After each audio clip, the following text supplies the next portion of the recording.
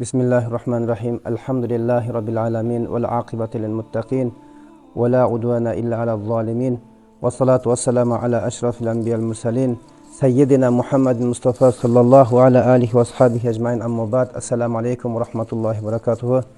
Hurmatlı, qadırlı Allah Teala'nın salih bendeleri. Bugünkü Ramazan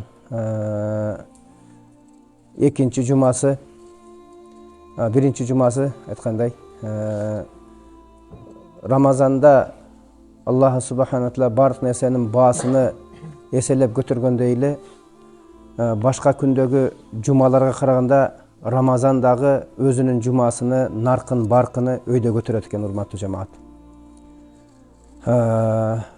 Ramazanda bir nafil ibadat, bir farzga tetigen bolsa, bir farz amal 70 farzga barabar bolot deydi. Oşonda ile Allah subhanahu teala bizdin bugünkü cuma farzыбызды жараткан Алла Таалам башка күндөрдөгү Рамазандан сырткары 70 жумадан 70 фарзга барабар Кудай кааласа иншалла көтөрөт экен.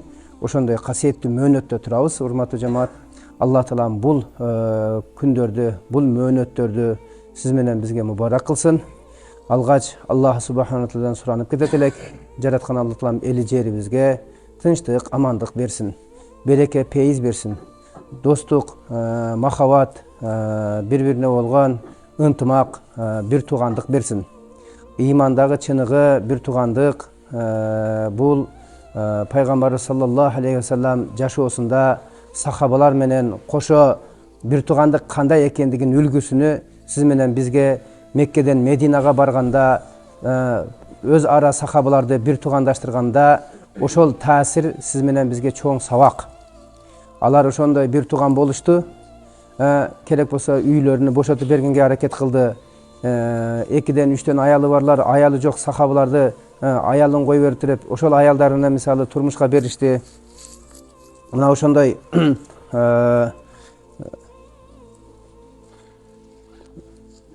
бир туугандыктар алардын арасында чыңап, ошондой бири-биринен аянбастан өздөрүнөн башкаларды бир туугандарыны өйдө көргөн, өзгөчө көргөн бир туугандыкты сиз менен бизге да Аллахым насип эткен болсун иншалла. Кудай Таалам ушул күндүн берекети менен башчыларыбызга, жетекчилерибизге Алла Таалам иманда, исламда, салих амалдарда, сооптордо бакубаттуулук берсин. Жана аларды Алла Таалам өзүнүн сүйүүсү менен, сүйүктүү пайгамбарыбыз Мухаммад алейхиссаламдын сүйүүсү менен жалпы момун мусулмандарга болгон эл жер мекенине болгон сүйүүсүн Алла Таалам берген болсун. Ошол сүйүү менен элин жерин корган душмандардан, элин жерини жакшы иштерде колдой алган жана адашса туура жолго жолдой алган жакшы жетекчилерден болсун. Алдыбызга чыгып ар жума сайын өздөрүнүн ушундай бир ыхластары менен сиз менен бизге ошондой динди түшүндүрүп берген, дин сабактарынын таалимдерин өтүп берген, вааздарды кылып берген, баяндарды кылып берген ахли сүннат вал жамаат аалымдарынын өмүрлөрүнө береке берсин, тилдерин курч кылсын Кудай Таалам, кадамдарыны хакка бекем кылган болсун. Бардыгыбызды Алла Таалам ошондой ахли сүннат вал жамаат аалымдардын этегин бекем кармап, чогуу Савадул Азам жамаатына кошулуп, пайгамбар саллаллаху алейхи ва саллям сүйүнчүлөгөн 72-си дозокто, бирөөсү гана бейишке кирет деген ошол топтон болууну, ошол бейишке сүйүнчүлөгөн үммөттөн болууну Алла Таалам жалпыбызга насип эткен болсун иншалла. Муфтиятыбыздан, ушундай казиятыбыздан бизге баса-баса мындай тапшырмаларды алдын ала айтып атат урматтуу жамаат. Сиздерге мен ушул алгач аманат болгон нерсени айтып коеюн. Азыркы күндө ушундай шылуундар, мошенниктер, аферисттер көбөйүп кетти. Эл жерге эскертип койгула. Биздин эл жөнөкөй карапайым эл. Бардык нерсеге ишене берет, бирөөгө жаман күмөн кылбайт. Ишенип, алданып калбасын шылуундарга. Телефондон СМСтер келет, чалуулар келет. Биз УКМКнын кызматчысыбыз, же болбосо ИИМдин, МВДнын кызматчысыбыз, же болбосо мындай банктын, национальный банктын, улуттук банктын эмесимин деп мисалы телефон чалышы мүмкүн, же болбосо өзүңдүн жетекчиң катары телефон чалышы мүмкүн экен. Биз сизге бир СМС жөнөтөбүз, сиз бизге өзүңүздүн паролуңузду, кодуңузду, же болбосо бир маалыматыңызды, данныйыңызды жөнөтүңүзчү деп сурайт экен. Мына ошол учурда сиз ага ишенип, макул болуп талабын аткарып кое турган болсоңуз, көптөгөн жоготууларга түшүп, эртең сыздап ыйлайсыз экен.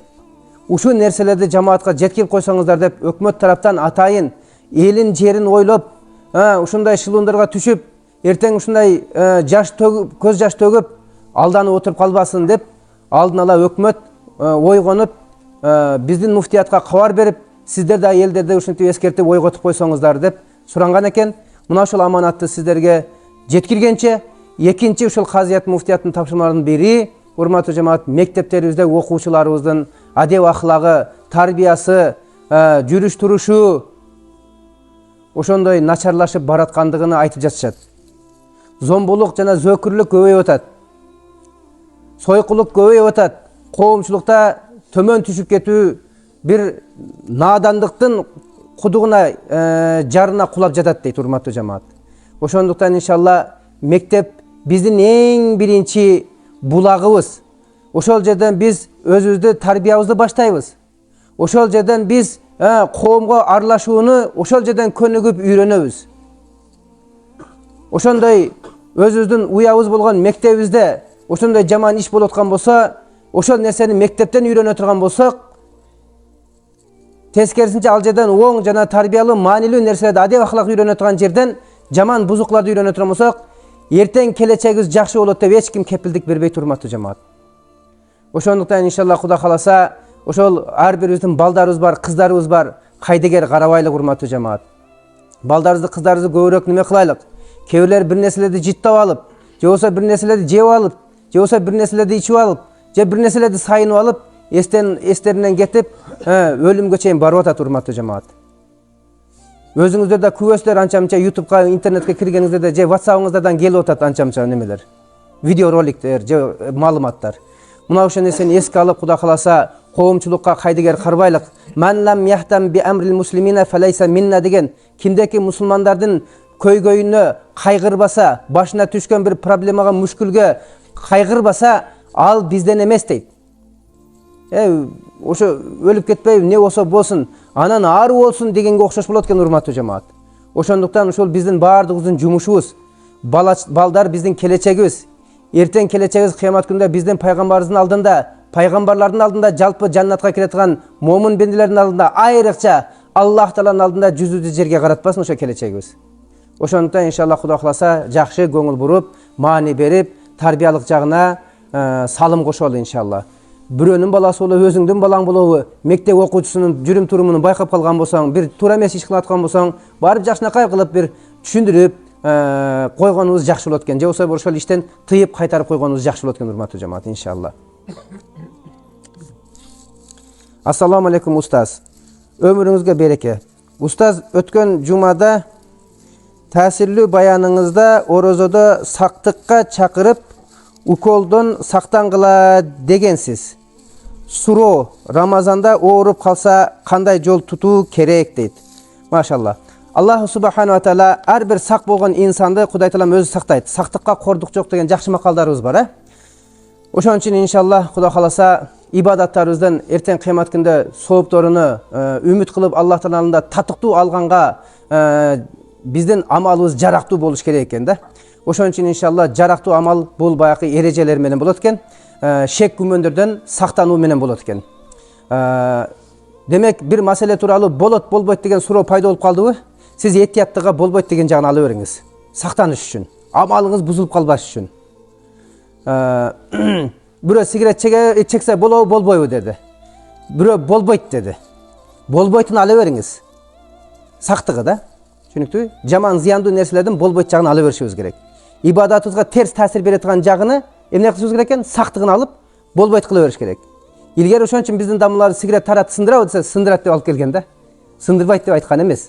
Мына кийинчерээк жаңы чыккан дамыларыбыз аяктан буяктан булактардан таянып отуруп чыкпагандыгыны көбүрөөк айтып келип жатат жамаатыбыздын арасында.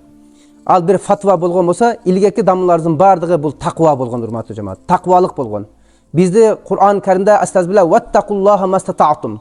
Колуңардан келишинче силер таква болгула. Ваттакуллаха хакка туқатихи. Дагы бир аятта чыныгы, акыйкый таквалыкты көрсөткүлө таквалык кыгыла деген дагы бир каттуу талап бар, урматтуу жамаат. Демек біз тақуалық қылышыбыз керек екен. Ертең ошо орозобуздағы ушул бир уколдун негизинде бузулабы, бузулбайбы деп суроо пайда болдубу? Демек күмөн, сомнение, шек пайда болду ушул немеде. Енді біз амалыбызды сактап калыш үчүн эмне кылышыбыз керек экен? Этияттанышыбыз керек экен дагы. Уколду бузабы, бузбайбы деп айткан болсо, амалыбыздын бузулуп кетпеш үчүн бузат деп этикат кылып, түшүнүп, уколдон сактанышыбыз керек. Бул жерде суроо Рамазанда кокусун эме оору айтып келбейт, чындап эле. Ошондой оору уланып дарыланып келеткан адамдар да бар. Ошолордун жөнүндө суроодат экен менимче. Мейли ал Рамазанда ооруп калган болсо, же болсо укол алып аткан болсо, Рамазан кирип калды эми токтотоюн дебесин. Ал орозо немесин, уколдун лечениясын кыла берсин. Түшүнүктүү? Лечениясын кыла берсин. Кийин ошондой эле лечения кылып атам, укол оозду бузат экен да, оозду ачат экен да деп, мисалы үчүн жеген ичкенге мисалы кажети жок болгон болсо, ал жебей ичпей эле ачкалык менен кечки ифтарлык убакытка чейин жетсин ал. Орозонун урматына, урматтуу жамаат. Орозонун урматына. Мисалы үчүн китепте келет, хайыз аял мисалы күндүздүн жарымына чейин хайызы токтогон болсо, ал жуунуп улантып кете берет да. Бирок о пешинден кийин хайыз токтой турган болсо, ал аял эмне кылат? Орозонун урматына жебей ичпей жүрө берет. Анткени ал хайыз мисалы бүттү, эми намаз неме орозо убакыты өтүп кетти. Аз эле калды. Асыр менен шамдын ортосунда эле убакытта ал таза болуп калды да. Эмне кылыш керек? Ал ачкалчылык менен ошол күндү баткырсын, орозо туткан адамга окшосун дейт да. Орозонун урматына, урматтуу жамаат. Ошондон сиз менен биз дагы эмне кылышыбыз керек экен? Укол алып атсак дагы жеген ичкенге кажетибиз жок болгон болсо, ошол орозону укол бузбайт деген адамдардын сөзү да жерде калбайт экен да. Укол аласыңар, бирок жебей ичпей, уколдон башка нерсени колдонбойсуңар. Этияттыкка алымдардын фатвасы менен орозону укол бузат деген фатванын негизинде этияттыкка кийин орозо чыккандан кийин канча күн сиз ошол баягы укол алган болсоңуз, дарыланган болсоңуз, ошол күндү гана өткөрүп берип коебуз, толуктап коебуз. Тиги алымдарга да баш ийдиңиз, бул алымдарга да баш ийдиңиз да. Сиз неден маселеден, талаштан чыгып кеттиңиз аман эсен, сак саламат, урматтуу жамаат. Мына ушул жол сак жол экен, аман жол экен, урматтуу жамаат. Ушул так жол экен. Өткөндө кээ бир баяндарында кээ бир адамдар түшүнбөй да калды окшойт. Урматтуу жамаат, бул орозо меники деп атат да. Алла меники, мен үчүн деп атат да. Эми карасаңыз, сиз өзүңүз үчүн кылынган ишти өзүңүз мисалы үчүн абдан карап, дыккаттык менен карап, өтө бир тонкостар нерсени маани бере отуруп, анан кийин деп анан кийин ыраазы болуп кабыл алышыңыз мүмкүн да, же кыңырылып кабыл алышыңыз мүмкүн экен. Мынери мындай болуп калыптыр депчи. Машинаңызды краскалаткан болсоңуз, же болбосо үйүңүздү салдырган болсоңуз, же болбосо долларыңыз сак долларды берип, кийинен кийин бир бурушкан долларды алган болсоңуз, кыңырылып каласыз да, мисалы. Ол жарай берет, бирок даражасы түшүп кетет да. Ошондой эле Аллах Тааланын өзүнүн алдыбызда көп нерселер мисалы үчүн приемго жарабай калгандан кийин, демек Алланын алдында биздин ибадаттарыбыз бир гана денебизден чыккан, бир гана ушул жашообузда Рамазан гана, орозо гана Алла үчүн болуп аткандан кийин, ас-сауму ли дегенден кийин, орозо меники деп аткандан кийин, Алла үчүн болгон ибадатыбызды биз жакшы жаратканга жагатырган татыктуу деңгээлде тутуп беришибиз керек, урматтуу жамаат. Макрухаттардан сактанып, күмөндөрдөн, шак шубхадан сактанып, түшүнүктүбү? Ошондой эле жанагындай укол маселелеринден дагы этияттык кылып, сактанып, орозобузду улап беришибиз керек. Менимче бул тууганыбыздын суроосуна жооп жетиштүү болуш керек деп ойлойм, урматтуу жамаат.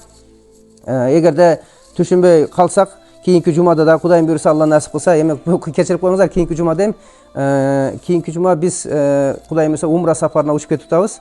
Эгер умрага баруучулар болсо, бизге кайрылсаңыздар болот. Иншалла 14 неме март умрага учуп кетет экенбиз. Жума күнү болуп калат экен, биз таңгамал саат 4-тө учуп кетебиз. Жумага жетишип алабыз. Жуманы биз Мединеде окуйт экенбиз, иншалла, Алла насип кылса. Ошого иншалла Кудай кылса сиздерден үзүр сураймын.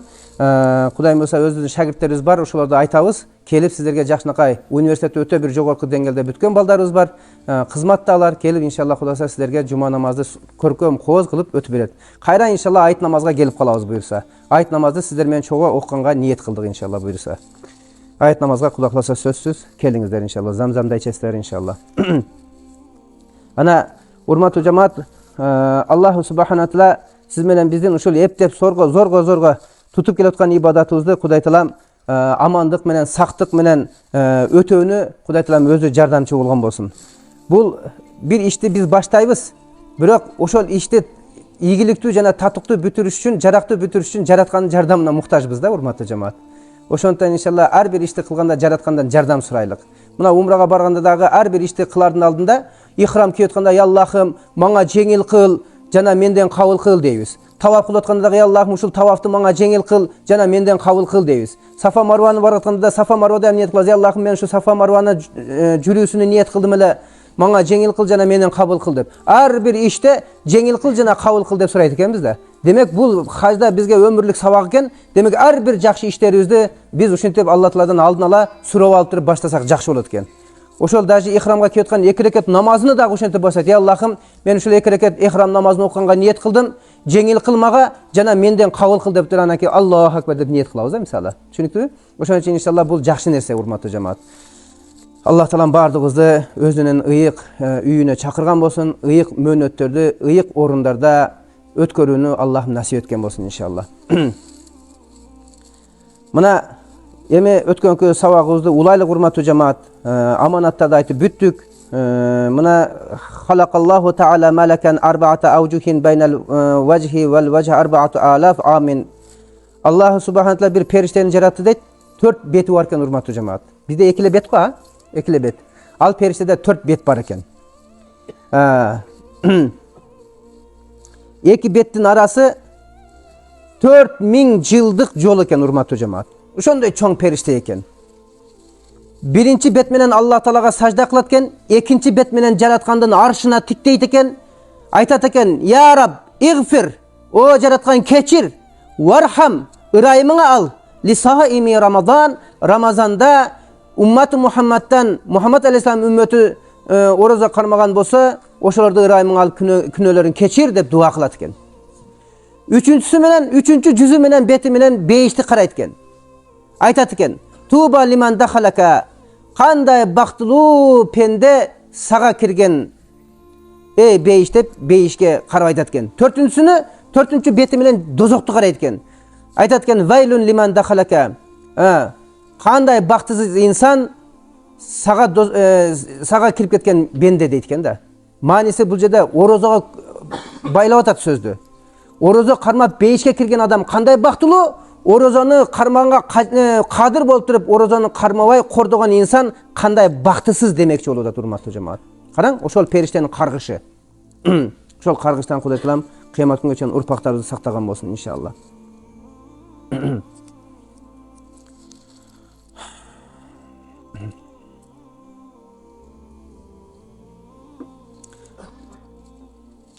Fayaqul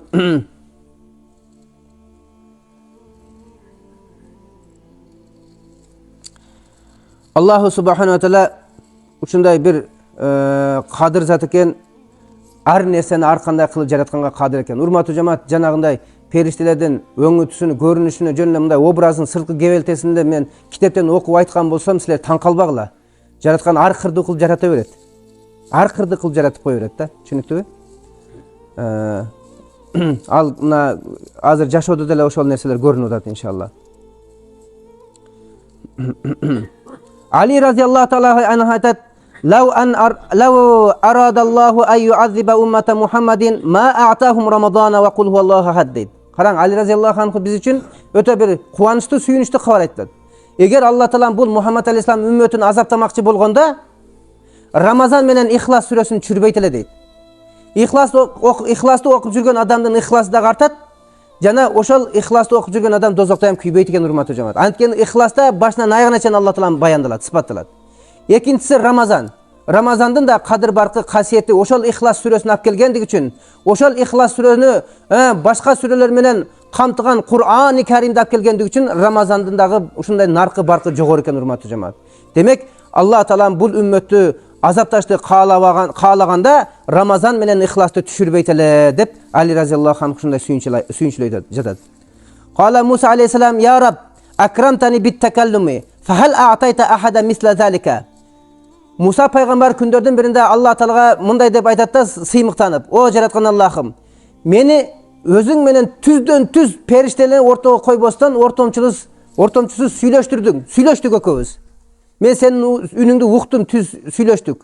Мен ошондой түз сүйлөшүү менен сыйладың. Бул сыйды эч кимге бербедиң. Эми ушул нерсени менден кийин дагы бирөөгө бересиңби?" деди. Ушундай сыйды башка бирөөгө да көрсөтөсүңбү дегенде Алла Таала айтты: "Э Муса" деди.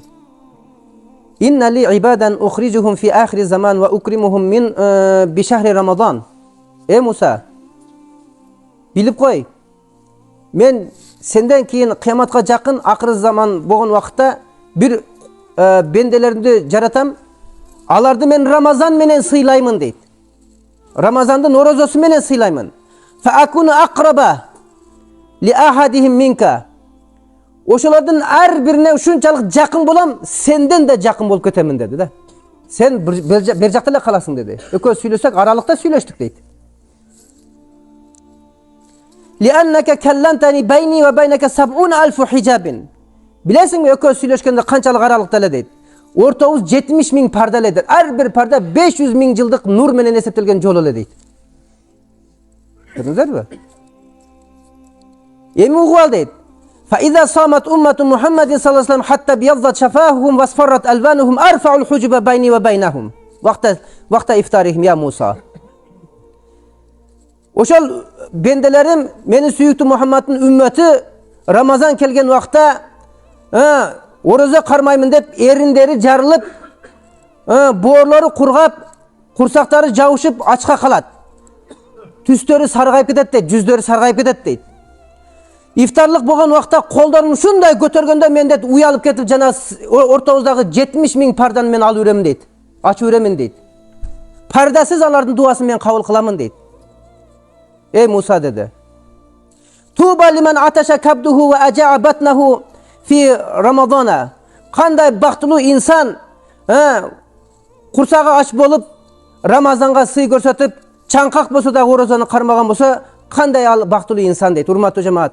Allah Taala üçün Allah'ın aldında uşul amalım jakşı olsun dep Ramazanды jaktırıp, jakşı görüp, en körküm obrazda karmap bersek uşul maktolar siz menen bizge tuğra kelet urmatlı cemaat.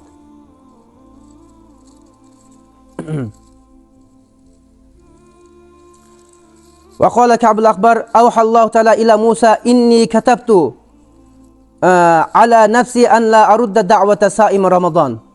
Jana Musa peygamberge Allah Teala mınday deptir. Ey Musa, men özüme farz kılıp moynuma ilgemin deyt. Oroza tutkan adam iftarlık vakıtta bolovu, oroza tutkan uçurunda bolovu kanday dua kılgan bolsa Ramazanda bir de duasını kabul kılbay koyboymun deyt. Bardığın kabul kılamın dep özüme farz kıldım deyt. Mildet kıldım deyt urmatlı cemaat. Tünü olavu, kündüzü olavu Ramazan ayı kirdivi çıkkan kaçan jaratkan Allah Teala duabızды kabul kılatken urmatlı cemaat. Oşondoy kasiyеттүү ayga keldik. Bul aydı ilgeri sahabalar 5 aylap, 6 aylap murda keletat dep bayakı jol karagan insanga okşop Ramazanды karашчы эле урматтуу жамаат. Sagınıp kütüşчү эле. İnşallah siz menen biz dagı oşolordun jolunda, oşolordun izinde bolup biz dagı inşallah Ramazanды kadırlap, barktap, anın kasiyetine ınanıp inşallah aldın ala biz dagı oşol Ramazanга özübüzdü dayardайлык. Rajab aylarında biraz oroza kırmap, Şaban aylarında biraz oroza kırmap, Ramazanга özü dayardanышыбыз керек да. Kийинен Ramazan kelgenделен кийин Ramazanda oroza kırmasak özü de түшүнбөй калбайлык да эмне болду депчи. Ашказаныбыз тем бойлы. Мына дагы ушундай бир кабарда келет урматтуу жамаат. Yu'ta yawmal qiyamati bi 'abdin wal malaikati yadribunahu fayata'allaqu bin nabiy fayaqulu ma dhanbuhu fayaqulu adraka shahru Ramazan fa'asa Allah Ta'ala fihi fayuridu nabiy sallallahu aleyhi yashfa'a fihi. Kıyamet günü olganda bir bendeni alıp keletken mahşarga. Perişteler uğurgulap, tepkilep, janagınday şunday kordoп alıp keletken urmatlı cemaat. Bilesizler ha, iki komanda top tepse top kola kıyın go. Tevilip, jırtılıp, tıtılıp, jarılıp jok bolot da topçu. Bul insan anday bolup etken urmatlı cemaat. Çaşılıp keteyin dese, jırtılıp keteyin dese, emi toptuğa çaşılıp ketkenden, jırtılıp ketkenden keyin jeli çıkkandan hiç kim tepпей kalat da. Bunu андай kılbaydı eken. Bunu tebe beredi eken. Şunçalık kordoydu eken. Peygamber sallallahu görüp kalıp açınıp ketip barıp şafaat kılayın dese aytat eken. Ey Muhammed, ortaga düşpe, aralashpa deydi eken. Ortaga düşpe, sen aralashpa deydi. Sen ortaga düşe turgan insanga okşaş emes, bul oşoga tatыктуу emes deydi eken. Ilayık emes deydi eken.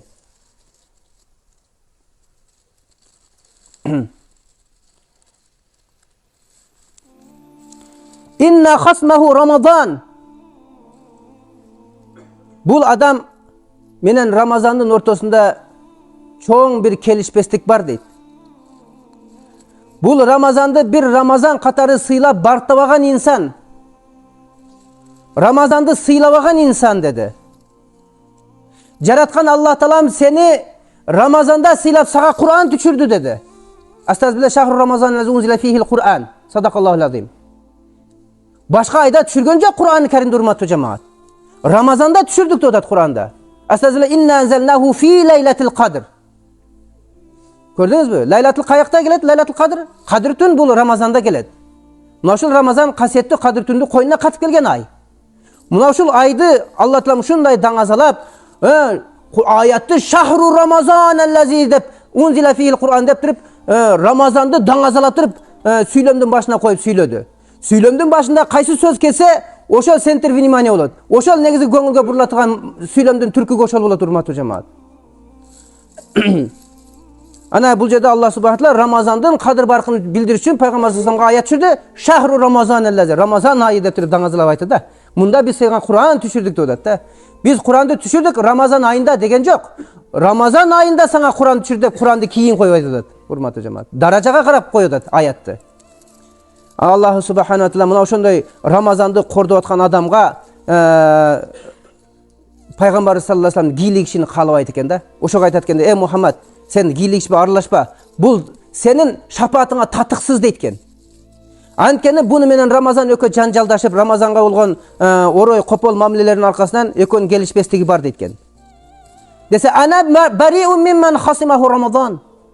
Anda mesela men bilbeptirmen keçirim sulayman ey perişteler, Allah'ın perişteleri keçirip koygula men tuura emes kelip alpmın. Ramazandı kadırlabagan bartabagan insandan men bezarmın deydi Peygamber sallallahu. Bezar degen bilesizler ha? Men undayşıkla jek göröm degen söz.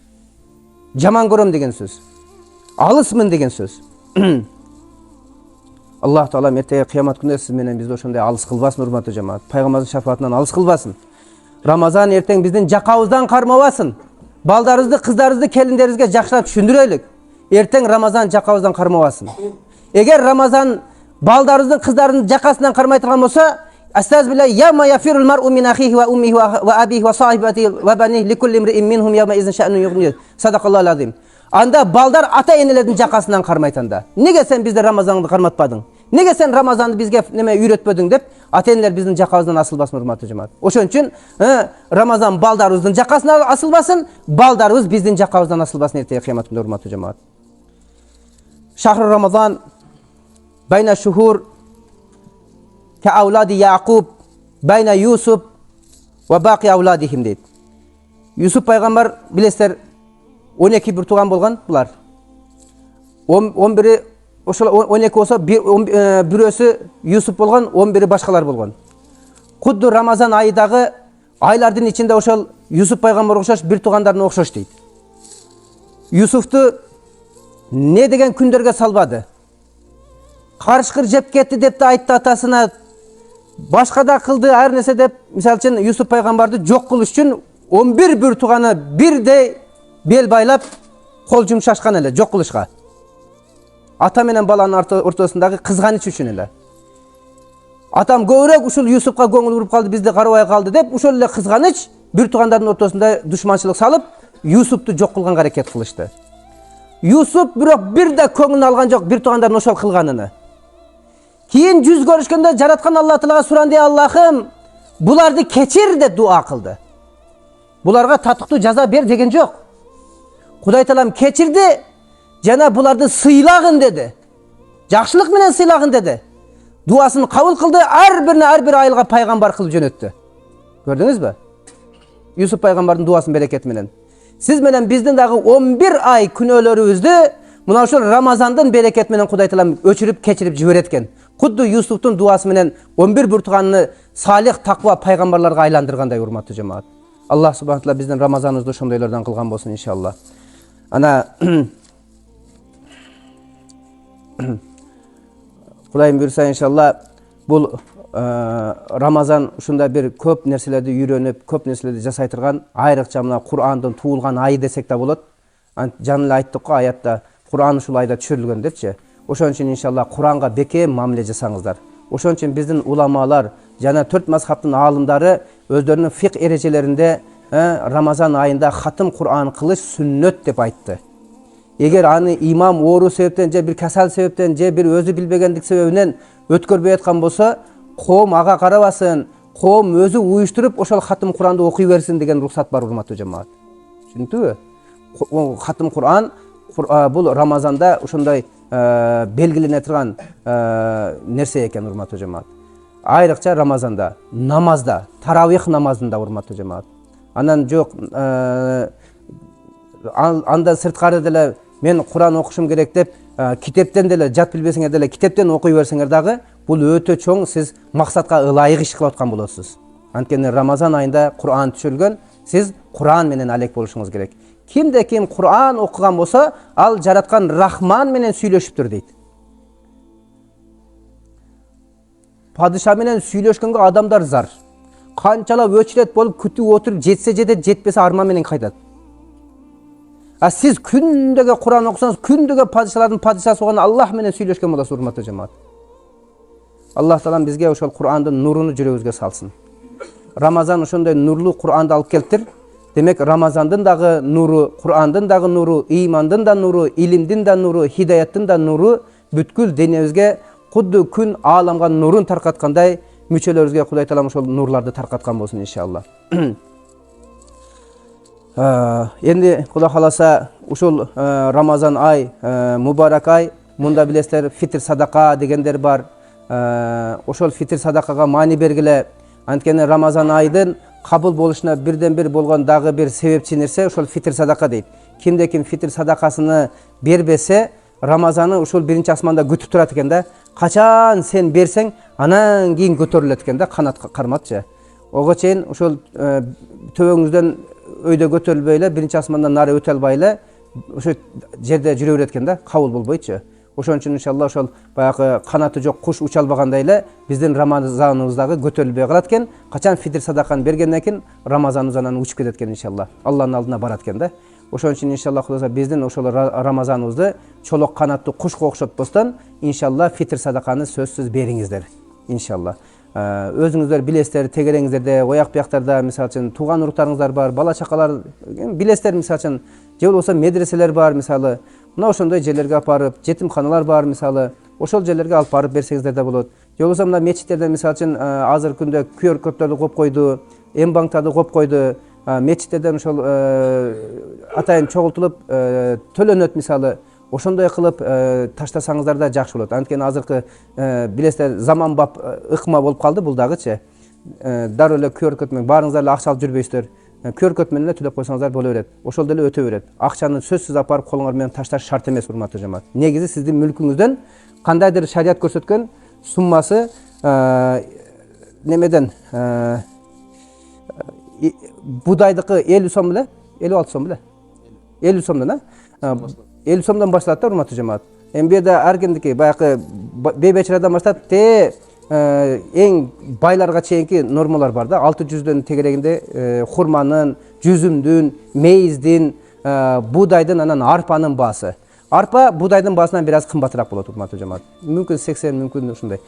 Мен көрдүм эле, унутуп калыпмын. Таблицасы бар. Ошондой болуш керек иншалла, Кудай кааласа. Ошого карап иншалла фитр садакаңыздарды бериңиздер. Бул айда зекеттерди берсеңиздер дагы, зекеттиңиздер дагы Рамазанда билесиздер, бир фарзды аткарса 70 фарзга тете болот деп атпайбы? Сиз 70 жолу зекет бергендей болосуз, урматтуу жамаат. Ошондой чоң соо аласыз иншалла. Ва ахир давана алхамдулиллахи раббил аламин ва саллаллаху таала ала саййидина Мухаммадин ва ала алихи ва сахбихи ажмаин би рахматика рахманаллахым. Ушул туткан оразаларыбызды кабыл кылган, ықыластарыбызды зияда кылгын я Аллахым. Рамазан колгон я Аллахым, тыгыз байланышыбызды күндөн күнгө күчөйтүп, сагынычын, махаббатын жүрөгүбүзгө салгын. Нурун кошо рухубузга сиңиргин я Аллахым. Я Аллахым, ушул Рамазанда кандай ооруп аткан бейбечара бир туугандарыбыз болгон болсо я Аллахым, алардын баарынын алынан өзүң кабар алгын я Аллахым. Ошол катары бизде мына Ташкенттен бир Анарбаев Бактияр ака кайта суранып атат, бир дуа кылып коюңуздар, башыңызда кичине бир мушкил иш турат дейт жамаатыңыз менен дейт. Ушуга дагы иншаллах Кудайсы Алла таалам мушкилдерин асан кылып, жеңил кылып, жемиштүү кылып, жеңиштүү кылган болсун, жараткан жалпыбызды жакшылыкка шерик кылган болсун. Бирахматика архамар рахимин. Ассаламу алейкум ва рахматуллахи ва баракатуху.